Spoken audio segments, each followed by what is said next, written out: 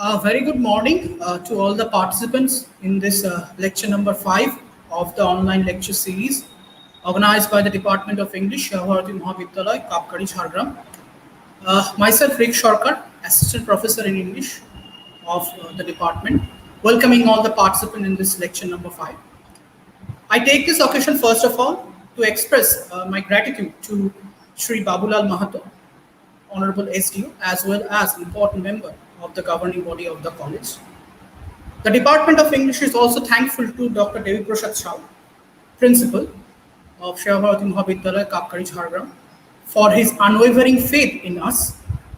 Indeed, it's a privilege for us to have Dr. Sankar Prasad Singha, Department of English of Vidyasagar University, as the chief resource person for today's lecture.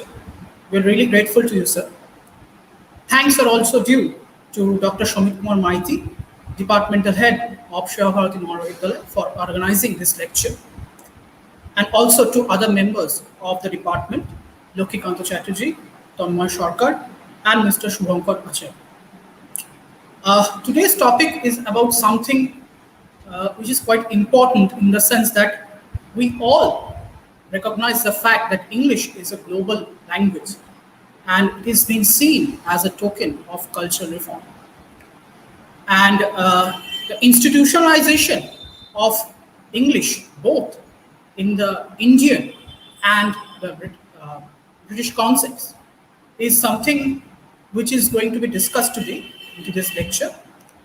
And therefore, without further delay, I would request Dr. Shomit Kumar Maiti, Head of the Department of Bharati Mahavidyalaya, Kapkari, to kindly introduce today's speaker to the audience. Over to you, sir.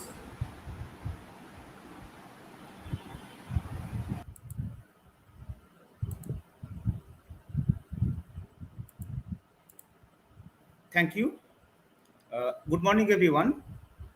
Welcome to the online lecture number 5 of the online lecture series organized by the Department of English, Seva Bharati Mahavidyalaya, Kapgadi, Jhargram, West Bengal. I am Dr. Shomit Kumar Maiti, Assistant Professor and Head, Department of English, and also the organizing secretary and convener of this online lecture series organized by the Department of English. On behalf of the English department, I would like to express my heartfelt gratitude to Mr. Babulal Mahato, the Honorable Administrator of the governing body, for his moral support and kind cooperation. I also extend my sincere thanks to Dr. Devoprasad Sahu, Principal of Seva Bharati Mahavidyalaya, for giving his consent to organize this event and for his kind cooperation and constant motivation. Special thanks to Dr. Binod Chaudhuri, Vice Principal, Seva Bharati Mahavidyalaya, for his moral support and cooperation. My deepest gratitude and hearty thanks to the distinguished speaker of today's lecture, Professor Sankar Prasad Singha, former Professor, Department of English, Vidyasagar University, for accepting our invitation to deliver the 5th lecture of the online lecture series. I convey my thanks to the participants, departmental teachers, non-teaching staff, and each and every member of the academic community of the college. Special thanks to the member of the Alumni Association of the Department of English for their love and respect, motivation, support, encouragement, and constructive criticism. Dear participants, we all know that the outbreak of COVID-19 pandemic has severely affected almost every sector, particularly the education sector. The aim of our Mahavidyalaya is the holistic development of the young learners and shape the students into responsible citizens of the nation who are dependable, honest, committed, and possess a sound value system. We believe that education is an ongoing process. It cannot stop even during the pandemic. Keeping in mind the academic well-being of the students of English department of our college, this is our humble effort to organize the online lecture to cater to the needs of the students in this hour of crisis when they are home locked and when they cannot attend regular physical classes. I ensure that the lecture will be profitable for everyone, students, teachers, academicians, and researchers. The topic of today's lecture is Institutionalization of English Studies, the British and the Indian context. Now, let me introduce today's speaker to all of you. Dear participants, I feel honored and privileged to introduce my respected teacher, Professor Sankar Prasad Singha, to all of you. Shankar Prasad Singha is the retired professor, Department of English, Vidyasagar University. Professor Singha is a brilliant scholar, a distinguished academician, a skilled administrator, and an excellent speaker. He served the university as the Dean, Faculty of Arts and Commerce in 2007 to 2011.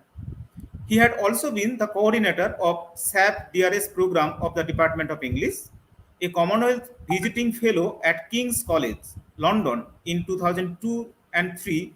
Professor Singha has authored, edited, and translated 7 books, apart from writing numerous papers in various journals, both national and international. With this very brief introduction, I request Professor Shankar Prasad Singha to kindly begin his lecture. Over to you, sir. Thank you, Sumit, for the very kind introduction that you have given. You have talked actually very highly of me. I don't know how far I deserve this. Anyway, the point is that let me first thank the authorities of your college, the head of the department, that is Sumit Maiti, and the assistant coordinator of this lecture series, Mr. Rick Sarkar, and the other teachers of the department who had invited me to give a talk on a topic which might be of interest to the students and to other sections of the academia. So I thought that it would be nice to talk about the way English was institutionalized in England as well as in India. Today, the triumph of English for over 100 years in both England and in India is so complete that it seems natural and a very permanent feature of our academic field. But in reality, English was not a very natural and permanent feature of the academic field in either of the countries. It might appear strange that in England, English was not introduced institutionally in the different academic institutions. Now, the point is that, like all things which are manufactured by human beings, the English studies has also its material roots. It is a created thing. The full-blown institutional commitment to the study of English literature in the form as we know it did not occur until the end of the First World War, even in England. That is, the point is that English was not supposed to be a very rigorous academic discipline in England before the First World War. It was, in certain institutions, it was taught merely in the form of a subject along with other modern languages. And how the teachers, even the initial professors, say for instance, Arthur Quiller Couch in England, in Cambridge University, when he addressed the students, he would look at the ceiling and begin his lecture with gentlemen, but the hall was largely filled with women because gentlemen obviously did not consider it worthwhile to pursue English literature. And in Oxford, Sir Walter Raleigh, who was the professor, I mean, remember that it was not as an academic course that English was taught. English was, along with other languages, taught as a subsidiary subject, something like that. So Sir Walter Raleigh had a great contempt for his own subject. And the moment the First World War started, he left his job and joined as a war correspondent. That is, he said that he left the vagaries of feminine English literature and joined the manly profession of a war correspondent. That is, the point is that it was thought that English is, as a subject, does not have the kind of material rigors or the academic rigors, discipline, which is required for a subject. And that's why it was something which was fit to be taught merely to women and to working class people. I would just refer to the Royal Commission report in 1877. Let me quote from Terry Eagleton. Terry Eagleton says the Royal Commission witness in 1877 reflected that English literature might be considered a suitable subject for women, and the second and third rate young men who would become school teachers. That is, English was thought to be a poor man's classic. That is, those who wanted to study literature, they would be reading classical literature. And it was known as the greats. If you look at some of the major Victorian writers who came out of the universities, say Matthew Arnold, uh, then Walter Pater, then Hopkins, Oscar Wilde, they all had their degrees in the classical literature, which were known as the greats.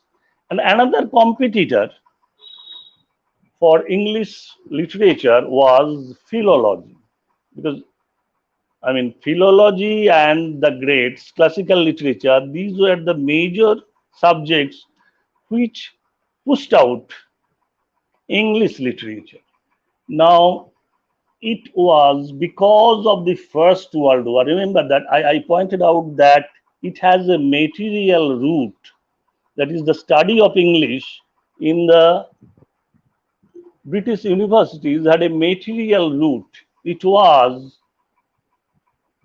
because of the First World War that English was institutionalized, was elevated to a position of prestige, to a kind of respectable, to the level of a respectable academic discipline in the universities.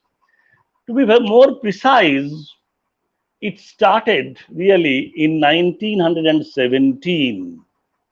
You know that the First World War was between 1914 to 1918. Now, 1917, the date is very significant because it is in the spring of that year, the United States declared war on Germany, allied itself with Britain, and began an involvement in the global affairs in a large way. That is a very significant thing. That 1917, I mean, if you look at the history of the First World War and the Second World War, you will find that USA in both the world wars joined towards the end, and their joining actually tilted the balance in favor of the Allied forces. USA joined the First World War in 1917, and the First World War ended in 1918. In the Second World War, it joined in September 1941, and the Second World War ended in 1945, as you know. So the point is that 1917 is very important, The entry of America into the war guaranteed the dominance of English, defeating the chief competitor, the German. And the German language hitherto was the language of international science, philosophy, and theology. That is, the defeat of Germany in the First World War actually pushed the German language out of global focus. The events of the Second World War inevitably confirmed that decline.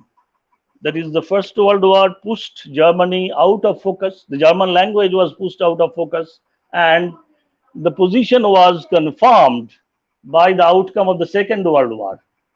In the given international political context, the promotion of a national cultural coherence and involvement seemed a priority to England. The point is that they wanted a national cultural coherence, and English literature seemed to be the most important contributor to the promotion of this national cultural coherence.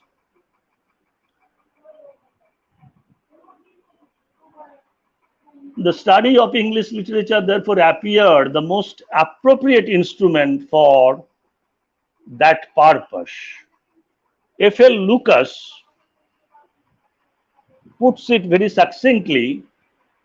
While Russia was tottering into revolution, you know that Bolshevik revolution took place in 1917. So 1917 is a very important year. Russia was tottering into revolution, America preparing for war.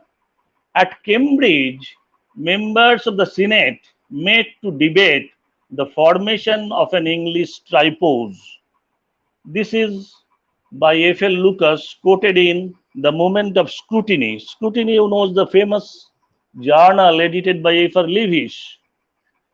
So, The Moment of Scrutiny quotes these words of F.L. Lucas. Let me repeat.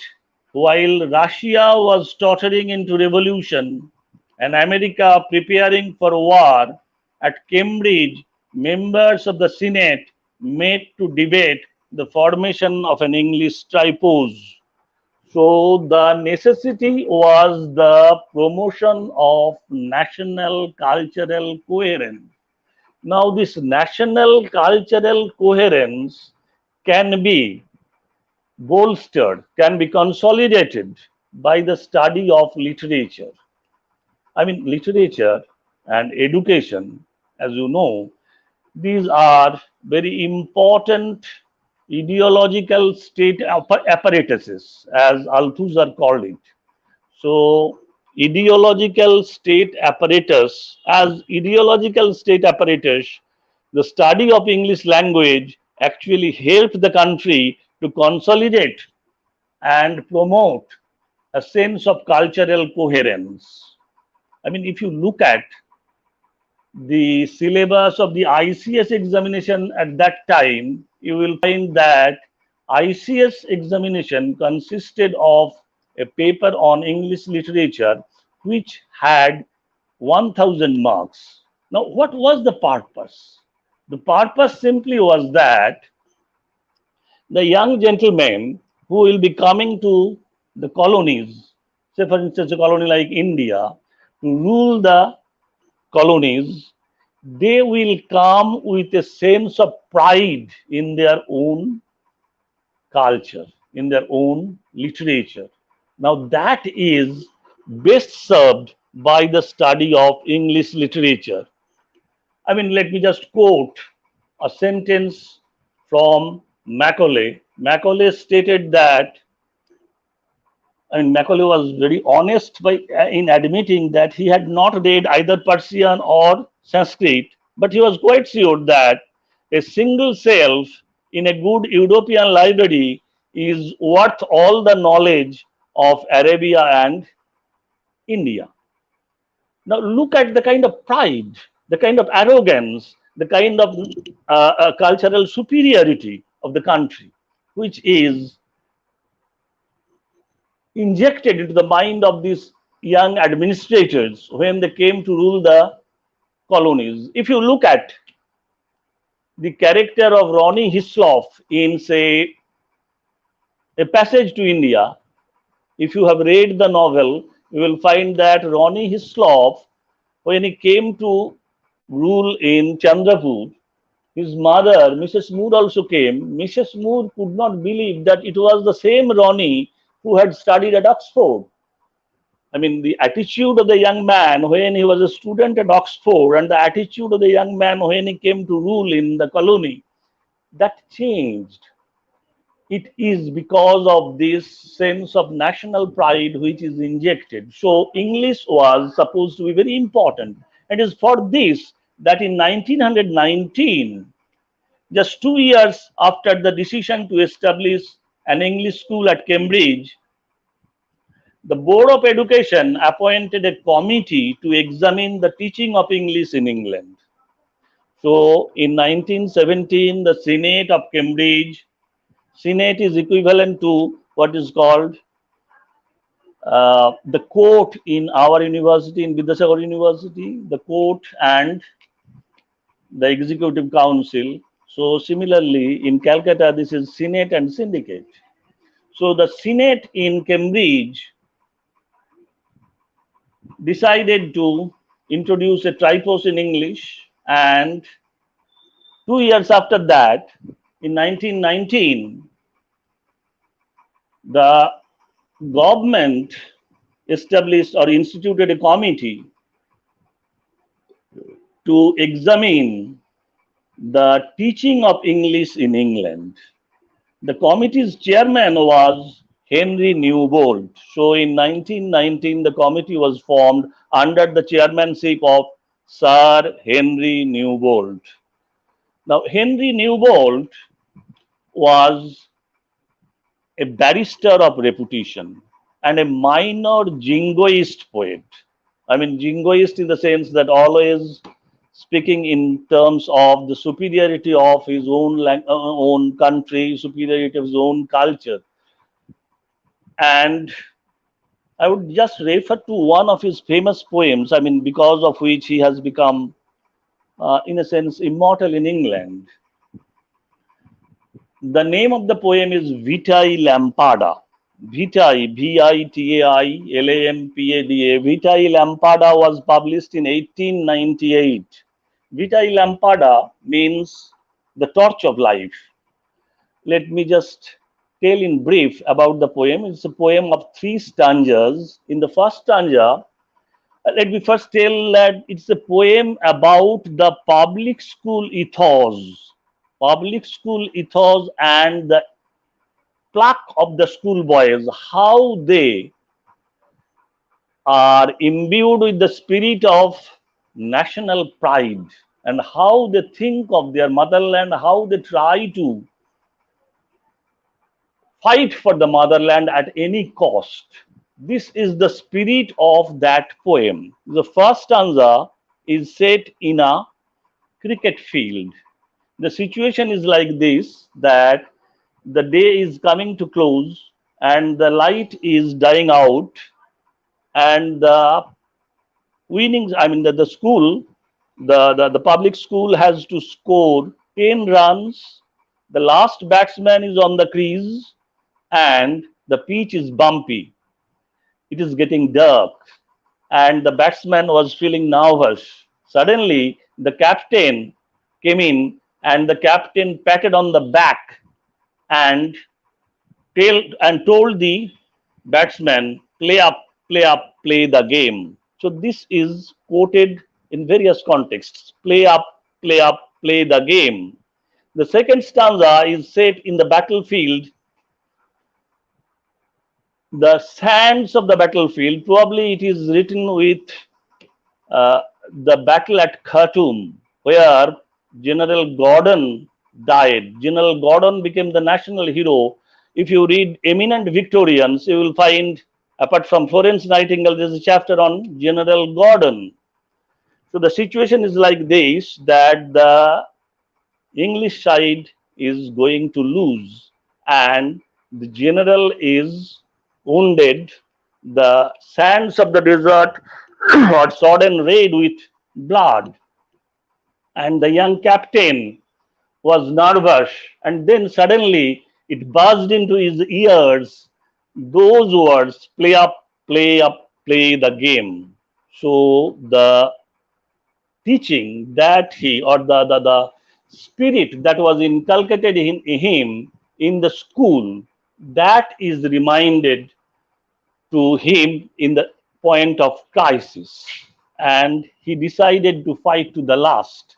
And the last stanza, the poet says that this is how generation after generation the torch of life is handed over from one generation to another generation, and these boys continue to fight for their motherland. So Vitae Lampada actually shows that kind of spirit.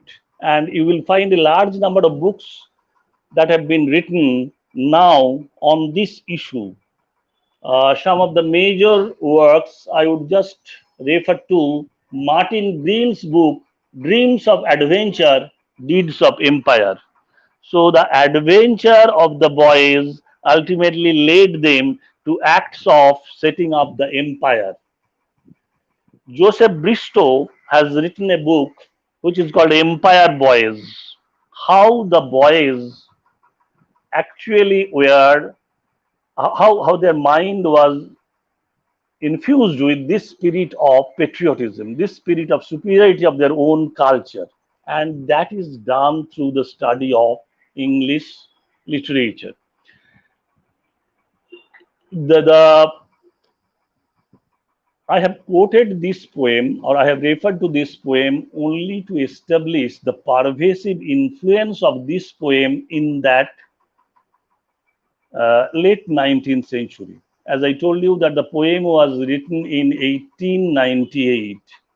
Now, in 1899, in Kharagpur, very close to our place, Kharagpur, Bengal Nagpur Railway, that is BNR, established a school in 1899. The name of the school is Bengal Nagpur Railway European School.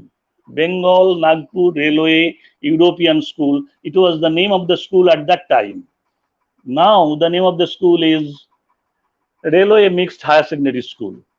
Now Bengal Nagpur Railway European School, this had a logo, and the logo of the school was play up, play up, play the game.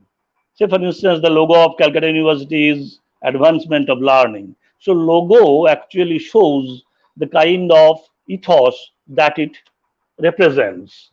So, the point here to note is how this poem actually influenced the minds of the young people, so that the poem was published in 1898, and in 1899, when the school was established, the European school was established in Kharagpur, the logo was taken from that particular poem, play up, play up, play the game. So that shows the material root of English studies. Why English studies became so very important to the English people after the First World War. Now, in 1921, the committee meaning the committee which was constituted under the chairmanship of Sir Henry Newbold, that committee published its report, and the report is published in 1921, entitled The Teaching of English in England. So the teaching of English in England, the report of the Newbold Committee, was published in 1921. And according to according to the reports of one of the members, the report was circulated, I quote, circulated like a best-selling novel. That is, the Newman report was circulating in England like a best-selling novel. Its chief recommendation was that English should be thoroughly institutionalized. So that began the institutionalization of English. The recommendation of Newbold Committee was that English should be thoroughly institutionalized and taught throughout the British education system. Note that throughout the British education system, British is something different from English. You probably know that. I'm not going into the distinction. So, throughout the British education system, this should be taught from primary to university level, and the report was by and large accepted by the government. So that therefore paved the way for the setting up of institutional study of English literature in the universities. The first professorship in the subject in England were instituted in two colleges that subsequently became London University. One was University College London, that was established in 1826. University College London was established in 1826, and King's College London was founded in 1831. So it was not at Oxford and Cambridge that the study of English literature as a separate discipline started. English literature, the study of English literature in England actually started in these two colleges of London University. I mean, London University has a very, what should you call, very liberal kind of structure where there is no university at all. It is the colleges which are important.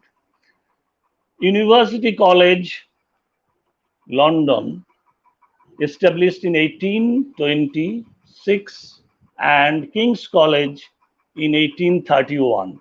At University College, the teaching showed a practical bent appropriate to the utilitarian spirit, which was the spirit of the founders of that college. The utilitarian spirit actually inspired the founders of that college, and therefore the teaching of English showed a practical bent. And that is why the students were instructed in composition and language studies. That is, in the study of English literature, in the University College London, the emphasis was on the language and composition.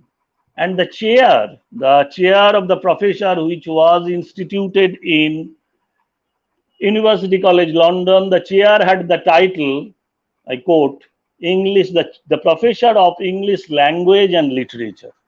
So the focus, as you can see, is on the teaching of language. The professor of English language and literature. At King's College, on the other hand, the founders were inspired by a sense of ethical and intellectual focus.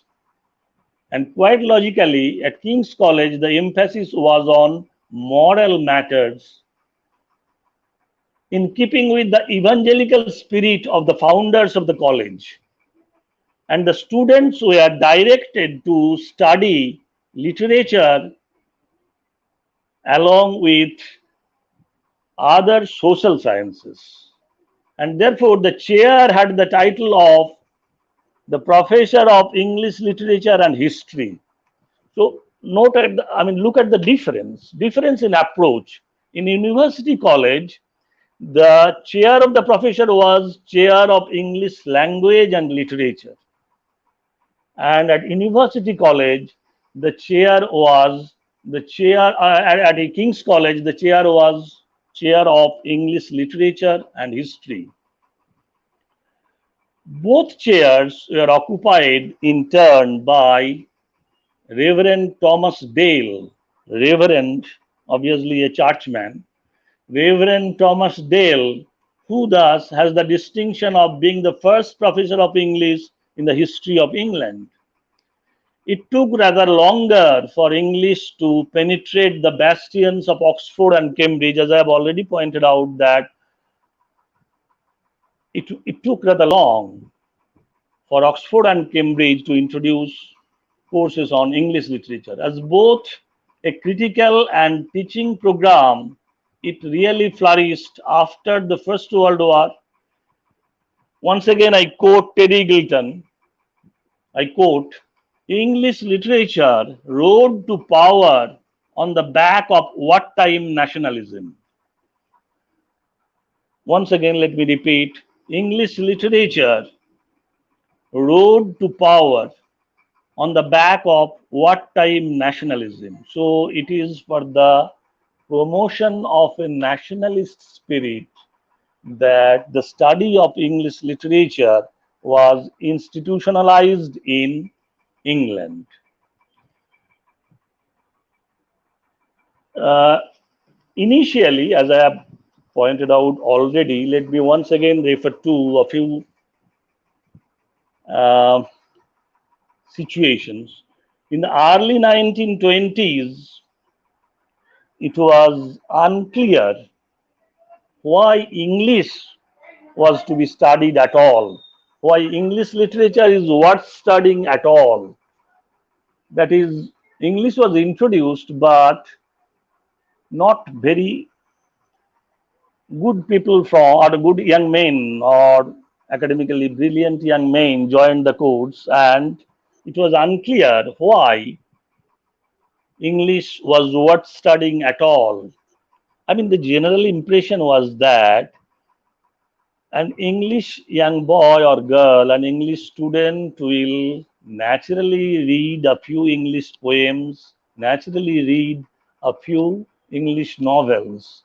And therefore, what's the benefit in studying it as an academic course in the university? So that kind of approach was there initially, and that's why it was thought that why waste your time in studying English literature?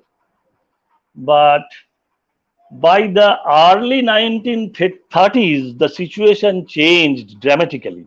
And the question was asked like this, that why it was worth wasting your time in studying anything other than English literature.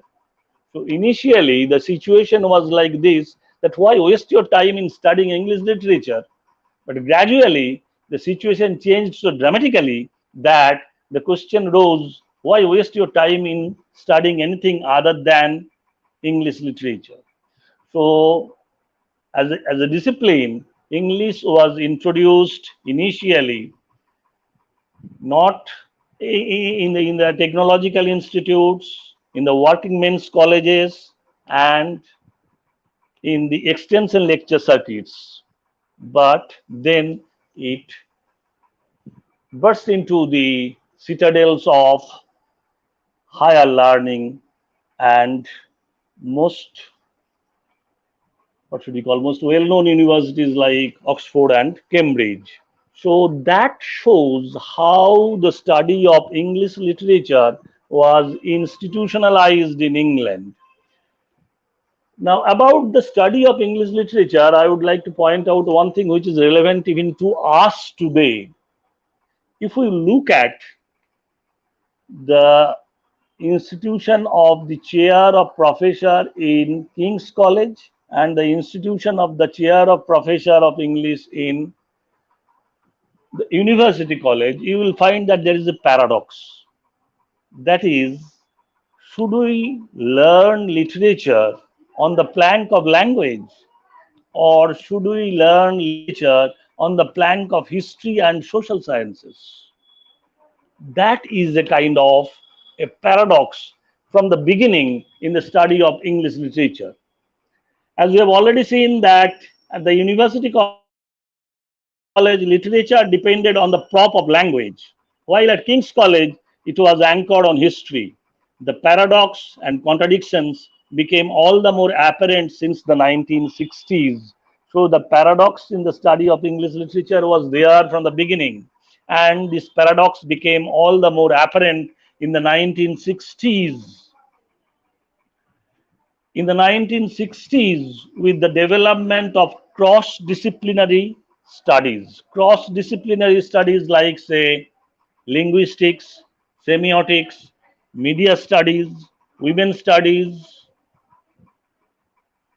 and third world studies, etc. So all these are not directly related to, directly courses on English literature, but they are obviously related to the study of literature. Indeed, the absurdity of trying to mean anything by the name of English is now incontrovertible. That English, what we mean really by the study of English literature, is something which is very mysterious, which is full of some kind of uncertainty. The institutional locus of English has experienced such a violent shaking that the subject seems to suffer from a sort of identity crisis. That is what goes on in the name of English literature in most of the university departments, obviously, is a sort of highly politicized, highly theorized cultural discourse analysis. I don't know whether you understand the point. The point is that if we look at the way English was taught, say, 40 years back when we were students, what happened was that the teachers focused on the text, the teachers focused on each word of the text.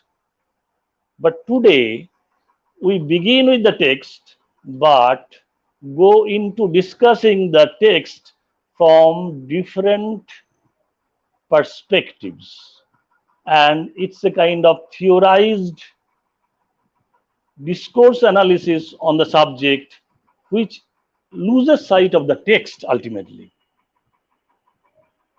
So, what goes by the name of English at university departments now is a politicized, theorized, self reflexive, cultural, historical, transnational discourse analysis. And that's why in 1927, 1987, Peter Brooker wrote an essay, Is There Any English After Culture Studies? That is, Peter Brooker wrote an essay in 1987. The title of the essay Is There English After Culture Studies? And many of you may know that the Department of English in Bardhaman University is now renamed Department of English and Culture Studies. So English is now suffering from a sense of identity crisis. So this is about the introduction of English or institutionalization of English in England. Let me now come to the Indian context, because my talk is not merely centering on the English context or the British context. We are coming to now to the Indian context. English studies was introduced in India in the first half of the 19th century. So remember that English was institutionalized in India even before it was institutionalized in England. The year 1835 may be taken as the official date of introduction in India of English studies, the date when the teaching of English at all levels, primary, secondary, and higher, was officially sanctioned by the British colonial government. So 1835, when it was institutionalized in England, in India, by the British colonial government at all levels. What happened then? So it was the year, as All of you know that it was the year in which Macaulay's minutes, the minutes of Macaulay, was accepted by the colonial government. Was officially sanctioned by the British colonial government. The process for the education of Indians through the language of the colonizers was set into motion much before even 1835. That is, we say that it was in 1835 that English was introduced, but much before that, it was really started, the process really started. In 1813, the British Parliament set aside a sum of rupees 1 lakh for, I quote, the revival and promotion of literature and for the encouragement of the learned natives of India for the introduction and promotion of a knowledge of the sciences among the inhabitants of the British territories, I unquote. So the situation is that in 1813, the colonial government, remember that India was then under East India Company.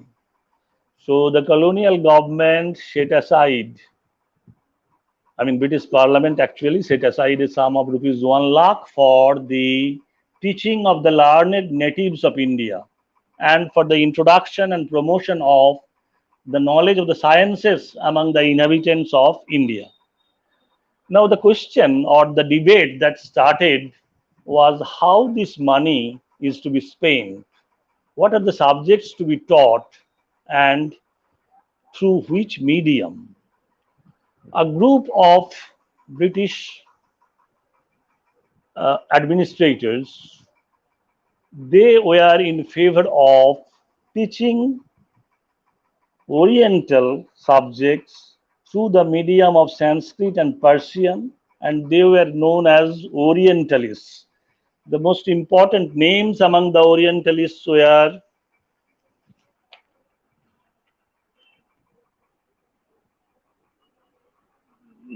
uh, William Jones, Prinsep, after whom the Prinsep Ghat in Kolkata is instituted. So they were in favor of teaching of Oriental learning through the medium of Persian and, in fact, initially, if you Persian and Sanskrit, initially you will find that the British government did not tamper with the kind of education system, and they actually tried to teach Sanskrit and Persian. Warren Hastings established the Calcutta Madrasa in 1781. Jonathan Duncan established the Sanskrit College in Benares, 1782. Now, in 1813 or after 1813, when some of them tried to establish another Sanskrit school in Kolkata, Raja Rammohn Rai was against this. So one group of British administrators under the name of Orientalists, they actually tried to teach Oriental learning, philosophy, and to some extent, to some extent, European learning, European philosophy, but all these through the medium of Sanskrit and Persian, the Oriental languages. On the other hand, there were the Anglicists under the leadership of Macaulay and G.M. Trevelyan. They were in favor of introducing this Western knowledge through the medium of English.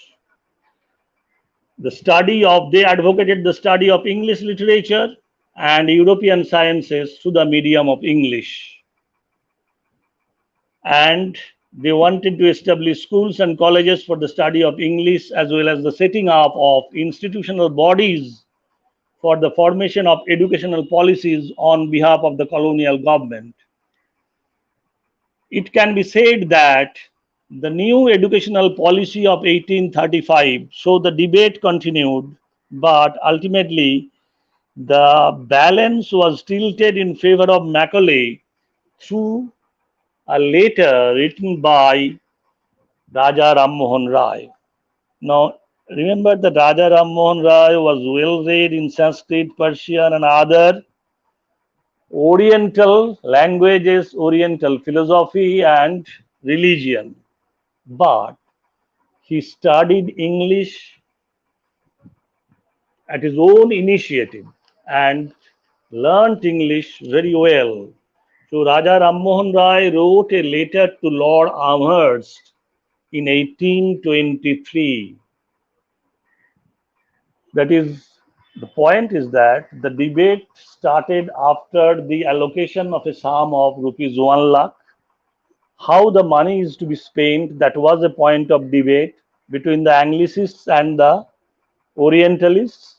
And it is in this context that when the British government thought of establishing a Sanskrit school in Kolkata, Raja Ram Mohan Rai was against this, was against the establishment of a Sanskrit college in Calcutta and pleaded for the introduction of the study of European sciences and European languages.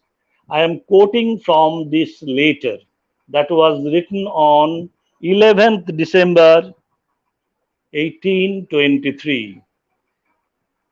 So, referring to the British proposal of establishing a Sanskrit college in Calcutta, Raja Ram Mohan Rai wrote, once again, I would repeat that Raja Ram Mohan Rai learnt English at his own initiative and he learnt it very well, as you can see from the letter.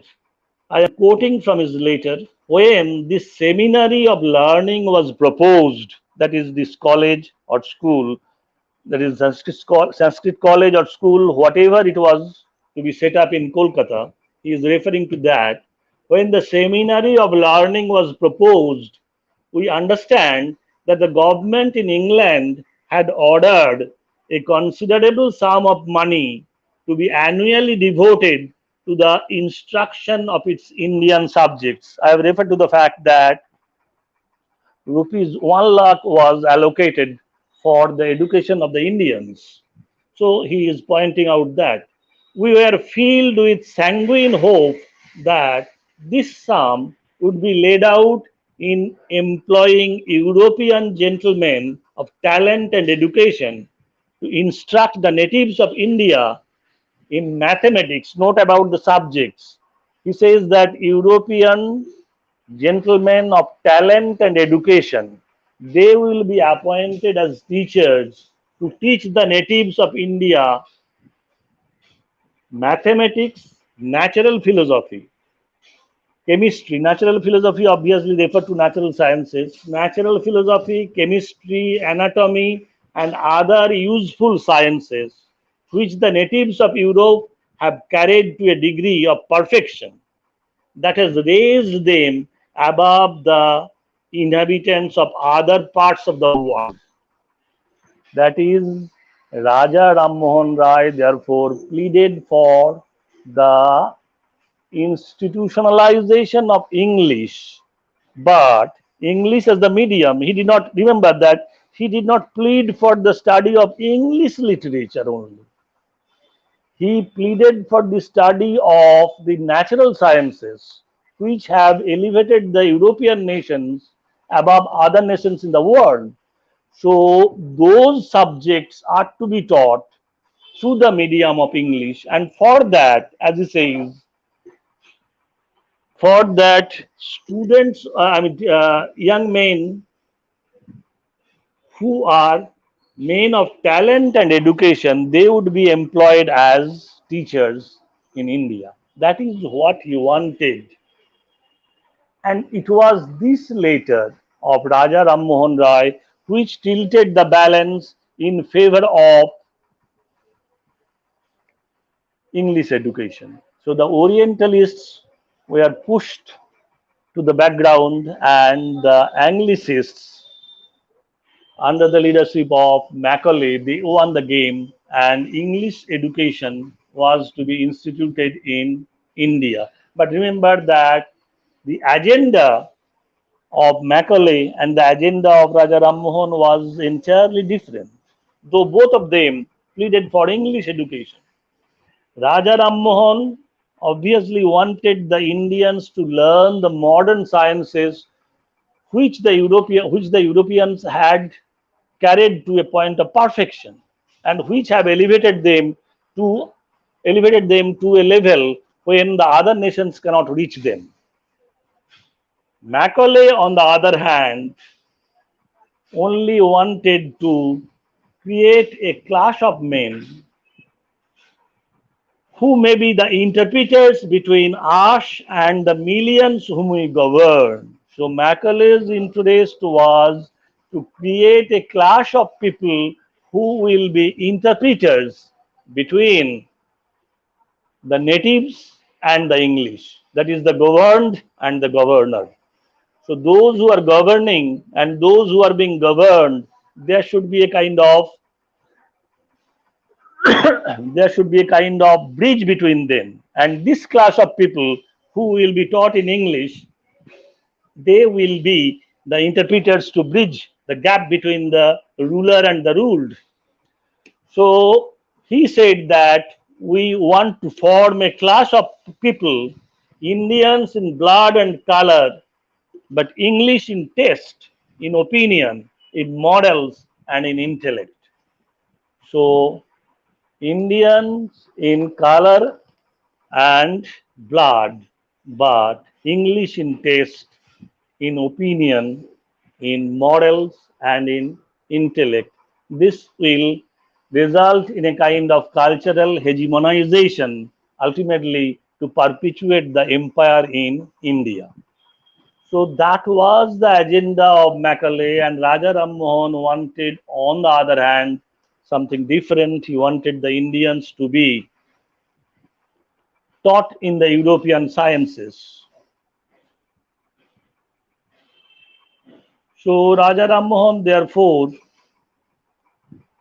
pleaded for this, and the Governor General's resolution ultimately was that the great object of the British government should be the promotion of European literature. Notice the primary emphasis is on literature, European literature, English literature. European literature and sciences among the natives of India, and that all the funds appropriated for the purpose of education would be best employed in English education alone.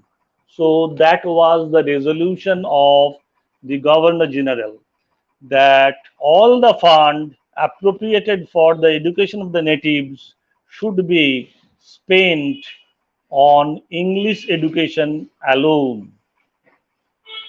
So this was the kind of situation how English was instituted in India.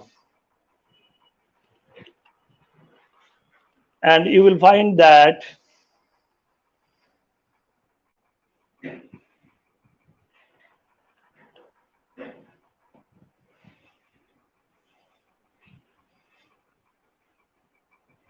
the Hindu college was established in 1817.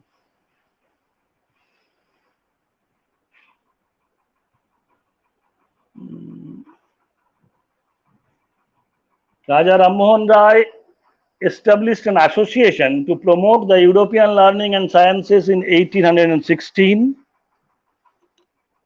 And then the Hindu college, which is now Presidency University, was established in 1817. And what is very interesting is that all these ultimately started the study of British literature in India. The study of English in India, therefore, was undertaken with the view of culturally dominating the natives. And it started in 1807 with the establishment of Hindu College. And one of the most important facts is that the first textbook of English or English literature anywhere in the world was written in Kolkata. The first textbook on English literature was David Lester Richardson's D.L. Richardson, who was a favorite teacher of Michael Madhusudan Dotto. So David Lester Richardson's book, Selections from the British Poets from the time of Chaucer to the present day. Selections from the British poets. So this anthology, edited by D.L. Richardson, published by the Committee of Public Instruction in 1840. This was probably the first textbook on English literature anywhere in the world. The title of the volume was Selections from the British Poets from the time of Chaucer to the present day with biographical and critical notices. So that is a long title, Selections from the British Poets from the time of Chaucer to the present day with biographical and critical notices. This was published by the Committee of Public Instruction in 1840. And another very pioneering effort was made in this book. The most significant thing about the book is this, that 46-page supplement was added to the book, which included poems by Indian poets in English. So look at the kind of experimentation. So the selections for the study of English literature, an anthology was first written, and this anthology included a 46-page supplement which included the poems by Indian poets like Dirozio, Kashi Prasad Ghosh, and others. So this is how, this is why we can feel proud that the study of English literature started in India even prior to the study of English literature as an academic course in England. And the first textbook on English literature actually was written in India. The first textbook was by David Lester Richardson, which was an anthology, and this anthology was published in 1840. So this is how we come to the point of the institutionalization of English in India and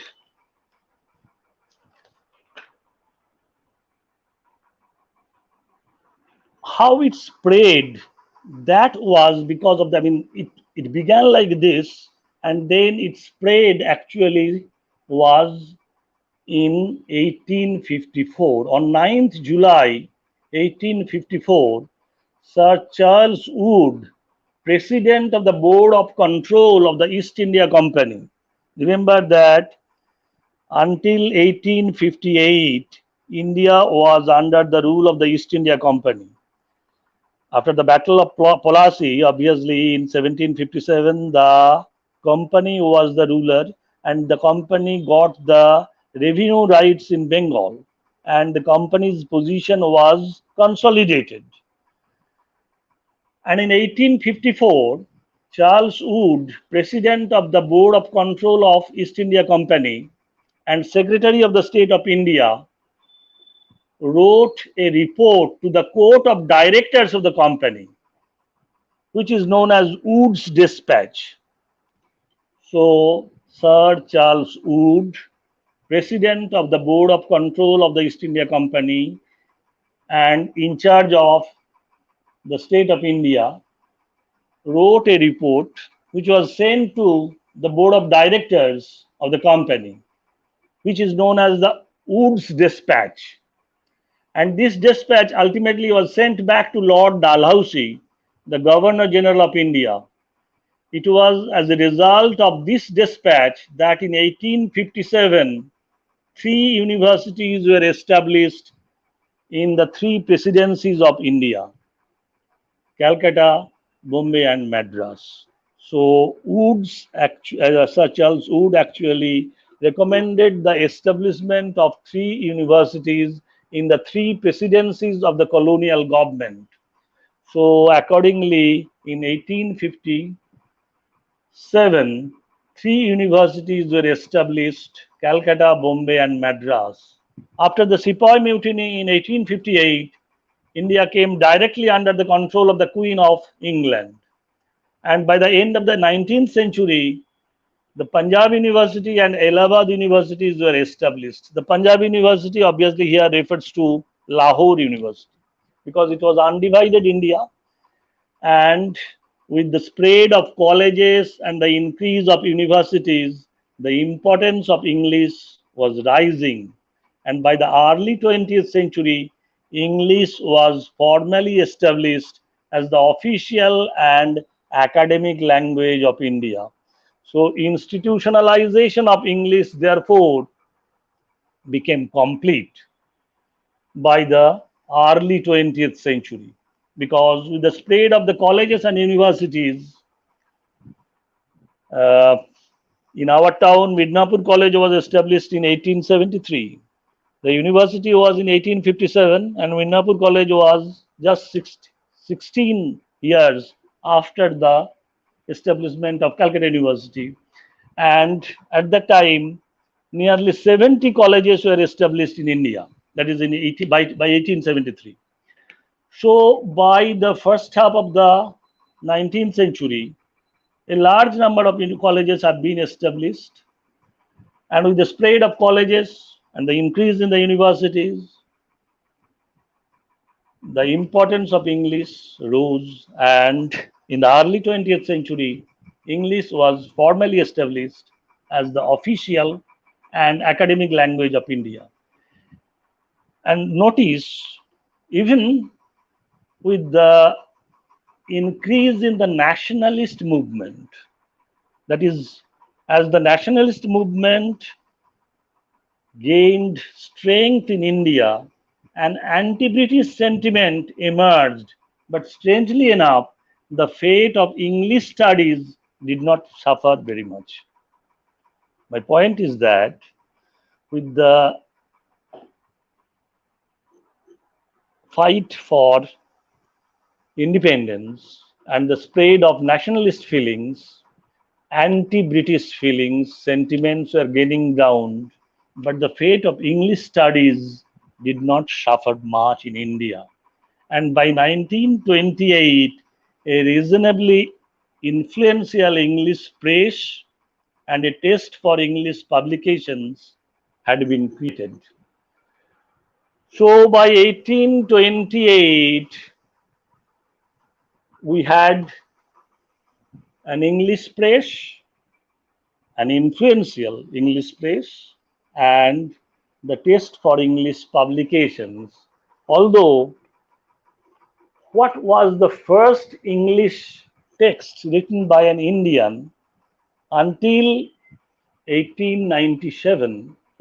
1997, we had the idea that Raja Rammohan's A Defense of Hindu Theism was probably the first original writing in India.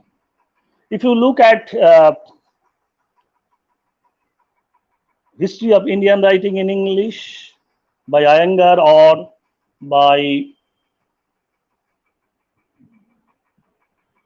Iyengar and the other by M.K. Nayak, you will find that they both refer to Kaveli Venkata Boria, an account of the Joins that was published in Asiatic Researches in 1809.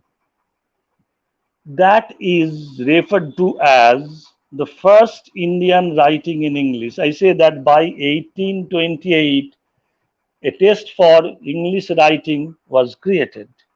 So in 1809, Kaveli Venkata Boria published an essay. This was in 28-page essay. The title is Account of the Joins. But Boria's essay was really a translation of the essay written in 1803 in the vernacular language. My point is that Boria's An Account of the Joins is not an original English writing. It was only a translation of a vernacular essay.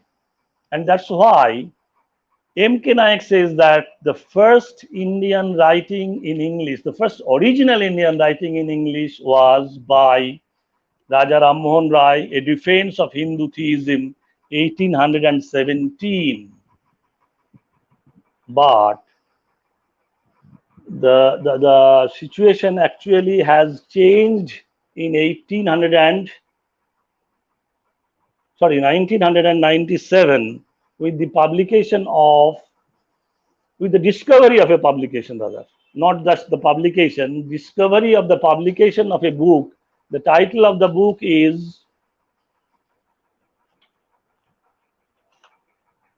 The Travels of Dean Mehmet, colon, a native of Patna in Bengal, through several parts of India while in the service of the Honorable the East India Company. This was published in 1794. The discovery was made by Michael Fisher in his book, 1997 book entitled this book is edited by Michael Fisher, and that was published by California University Press in 1997. My point is that that Dean Mehmet's book was published in 1794, but the book was lost and was lost sight of. Nobody knew about the book, and Michael Fisher discovered the book and published the book with a scholarly edition as a scholarly introduction, and this was published by University of California Press in 1997. So since 1997, we have come to learn that the first Indian writing in English is Dean Mehmet's book. The title of the book is The Travels of Dean Mehmet, and Professor Fisher has stated that the spelling Mehmet is to be preferred, Mahomet, because that is what is there in the original text. The Travels of Dean Mehmet, that is Dean Muhammad. Dean Muhammad Travels of Dean Muhammad, a native of Patna in Bengal. Remember that Patna was under Bengal presidency. So a native of Patna in Bengal through several parts of India while in the service of the Honorable East India Company. So this is how English writing started in 1794.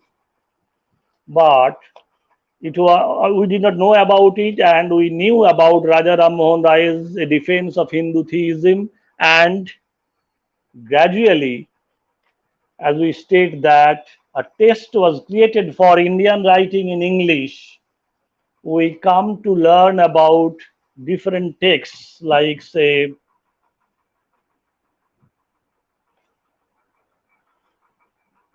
Bankim Chandra Chattopadhyay. Dirojio's collection of poems was published in 1827. Then, obviously, there were the poems of Sarojini Naidu and Sri Aurobindo. Bankim Chandra's Rajmohan's Wife was serialized in 1864. Govinda Samanto by Lal Bihari Dey was published in 1874, but the actual English writing in English started with the publication of Coolie and Untouchable and Coolie by Mulk Raj Anand, 1935 and 1936, Raja Rao's Kanthapura in 1938, R.K. Narayan's Bachelor of Arts in 1937, The Dark Room in 1938. So that way, English established itself as a medium of creation, as a medium of creative writing, and English established itself as the most dominant academic discipline in the Indian academic field. So that is how English literature was institutionalized in India. Thank you. Uh, Thank you so much, sir.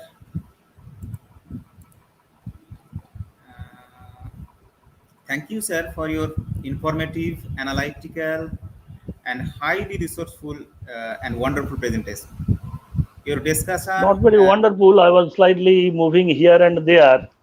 Anyway, the point is that I tried to give an idea about how it was institutionalized in England and how it was institutionalized in India. And in both cases, the motivating force obviously was in England, it was a kind of spirit of nationalism. In India, it was a spirit of hegemonization and establishing the cultural hegemony. Okay. right, right, sir.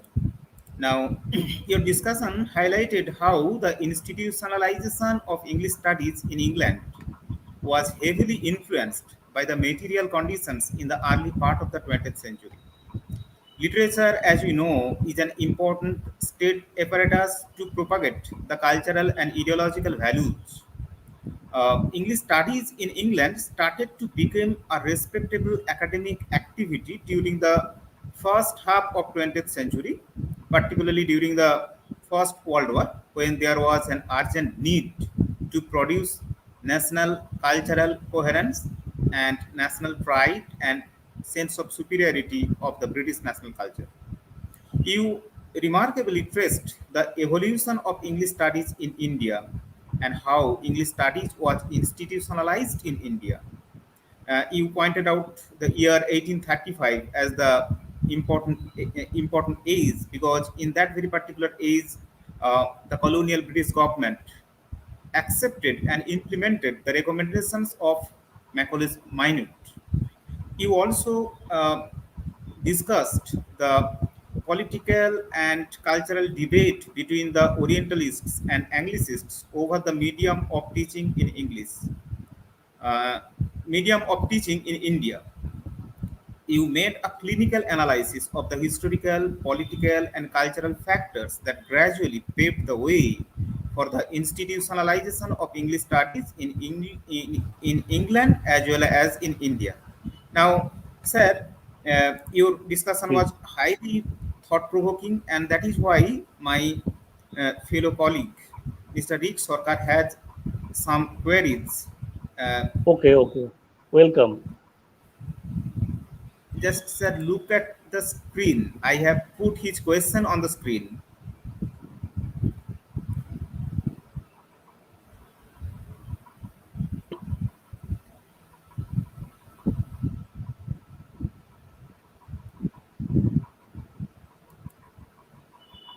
Yes, the common folk, how they were failed. Actually, if you read uh, Terry Eagleton's essay, The Rise of English, you will find how the common folk, particularly the working class, was to be integrated into the values or the ethos of the nation through the study of literature. I mean, the idea was that, I mean, someone jokingly said that if you don't throw at them some novels, they will be clamoring for other material benefits at Grosvenor Square. That is, this is how some kind of humanitarian values will be inculcated. It was believed that literature is the most important tool to inculcate human values.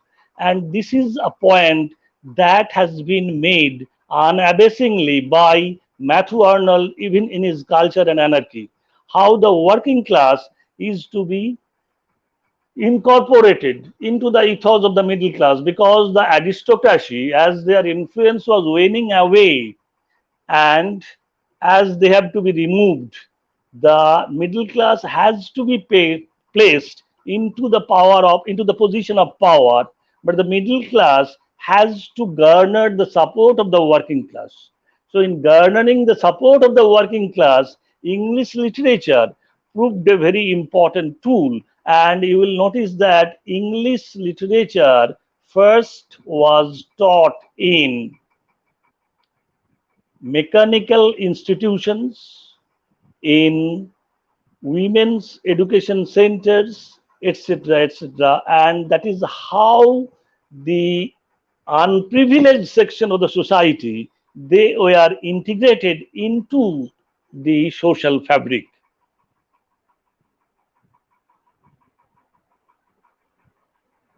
Am I clear, Rick? Do you get my point? Yes, sir, I got your point. Thank you for answering my queries regarding this particular thing. I do have another thing, another query to ask you is that keeping in mind the fact you have talked about the fact English, the study of English is something which is now mired in a kind of contradiction in the sense whether it is language specific on the one hand or cultural specific. So, keeping Yes. that factor in mind, should we consider the study of English as something which is intradisciplinary or interdisciplinary or transdisciplinary in the sense? So as you find that when we don't make any kind of distinction between English and culture studies, obviously it is interdisciplinary, because what we do today with the what is called explosion of theory since the 1960s, what has happened is that some people say that you take the text as a kind of diving board, and then you jump into the swimming pool and you start swimming, forgetting all about the diving board. So you begin with the text, but then you forget the text and go on making a kind of discourse analysis of the situation. I mean, it was against this, in a sense, when there was a lot of emphasis on history and context and all that, that a particular movement started in 1940s, which was known as the new criticism, which focused entirely on the book, which focused on what is written between the two covers of the book. As you know, that study of literature is like a kind of a pendulum. It goes to this extreme, it goes to the other extreme. So when there was a lot of emphasis on the study of history and the context and all that, we forgot the text, and there was a necessity to focus on the text, and close study, as we call it, that developed. And now we have gone back once again to discourse analysis, and I'm quite sure that this will also pass away and a new kind of approach will come in.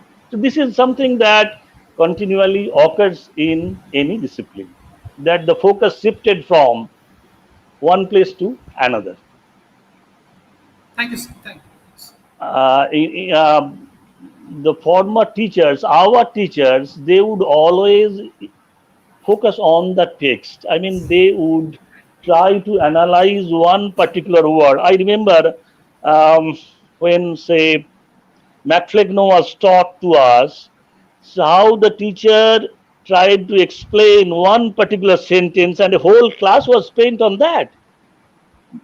Shadwell never deviates into sense. So never deviates into sense. How that is a kind of sentence which is unusual. What kind of force is there in the word deviate? This is all they would discuss. But today, if you go on discussing like this is what is not required, because that will not be, I mean, preparing your students for the competitive examinations, where the focus is not on intensive reading, but on a kind of extensive reading of Sensitive. different texts. Thank you. Thank you. So, change is the only constant thing as far as the study of English is concerned. I mean, as far as everything is concerned in this world, anything that does not change obviously stagnate. Change is what keeps you alive. Sure. Thank you, sir. Welcome. Uh, Thank you, sir. I must congratulate you, sir, for your brilliant, thought-provoking, and scholarly deliberations on the process of institutionalization of English studies in England and India. It was indeed an intellectual feast for all of us. I am confident that the participants will be hugely benefited by the lecture as they learn a lot of new things from your lecture. I am reminded of my university days when you enriched us with your highly intellectual lectures.